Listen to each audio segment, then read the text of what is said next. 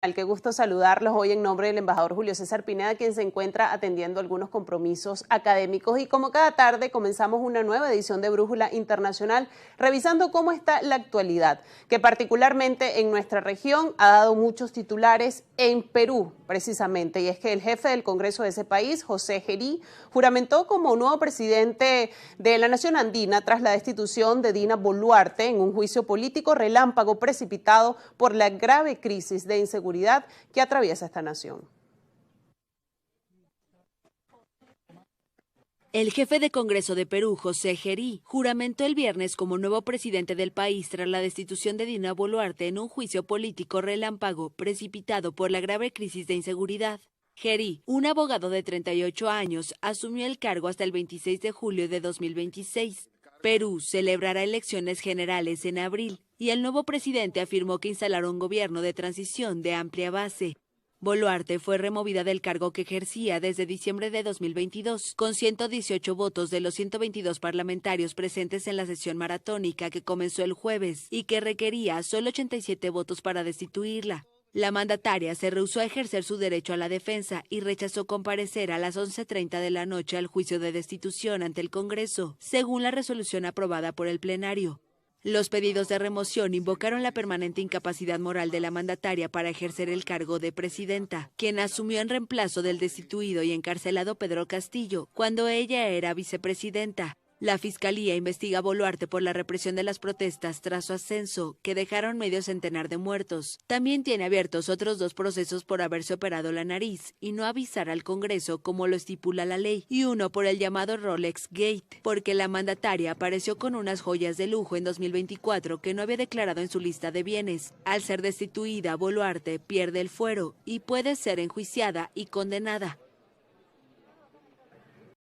Y otro de los temas que también destaca en la agenda internacional son los 2 grandes conflictos que preocupan a la comunidad internacional. Por un lado, la situación en Gaza, que el presidente Donald Trump adelantó el miércoles que se había alcanzado un acuerdo de paz, y parece que ahora la perspectiva apunta a Ucrania, y es que el presidente estadounidense declaró que Estados Unidos y sus aliados de la OTAN están intensificando la presión para poner a Ucrania. Esto después de que sus intentos de acercamiento al presidente ruso Vladimir Putin no lograran un alto al fuego definitivo. El presidente de Estados Unidos, Donald Trump, afirmó el jueves que su país y sus aliados de la OTAN presionan para poner a Ucrania después de que sus intentos de acercamiento al presidente ruso Vladimir Putin no lograran un alto al fuego. Estamos aumentando la presión, la estamos intensificando juntos, todos estamos intensificando. La OTAN ha sido excelente. Esta semana, Trump anunció un acuerdo de paz entre Israel y Hamás en Gaza, pero adicada por la invasión de Rusia en Ucrania, ha sido mucho más difícil de resolver. En agosto, Trump y Putin se reunieron en Alaska, pero no alcanzaron un acuerdo. Desde entonces, los ataques de Rusia en Ucrania han escalado. Rusia dijo el miércoles que el impulso para alcanzar el acuerdo de paz en Ucrania se ha desvanecido después de la reunión con Trump. El presidente de Finlandia, que visitó a Trump en la Casa Blanca el jueves, dijo que confía en que el estadounidense logrará un acuerdo en Ucrania después del de Gaza. Y la aceptación del plan de paz propuesto por Estados Unidos para poner fin al conflicto en Gaza, que ya sumaba 2 años desde que el 7 de octubre del 2023 el grupo Hamás perpetrara este aterrador vuelo israelí que se cobró la vida de 1.200 personas y más de 250 rehenes, que es uno de los puntos que se negocia en este plan de paz. En las conversaciones en Egipto se acepta la primera fase por ambas partes de esta propuesta del presidente Donald Trump para poner fin al conflicto.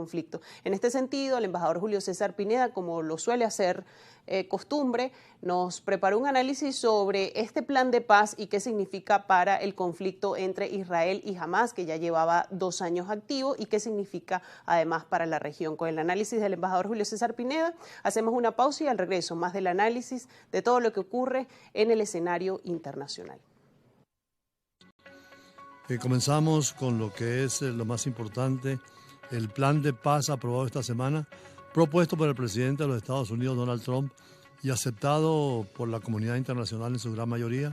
140 estados habían votado la existencia necesaria del Estado palestino en las Naciones Unidas, y además el plan del presidente Trump satisface a las expectativas del pueblo palestino y la necesidad de que la guerra termine con un alto de fuego que ya se ha decretado, dejando fuera de ese proyecto al gobierno de Hamás en Gaza y centralizándolo todo en lo que es la autoridad palestina, que es la que ejerce ante las Naciones Unidas y la representa en distintos países como Venezuela, que tiene una embajada.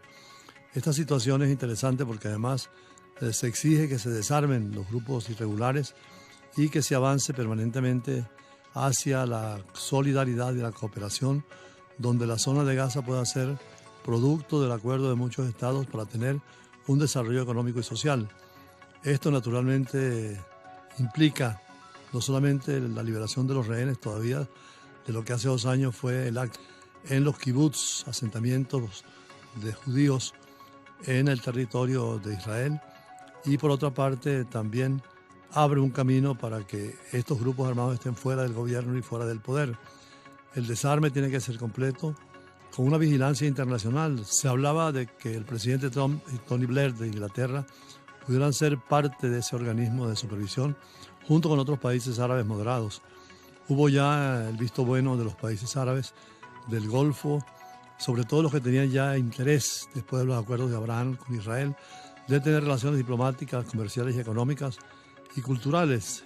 Estaban intercambiando turismo, como eran precisamente desde hace tiempo Egipto, lo había hecho Turquía, que aunque no es árabe, es musulmán.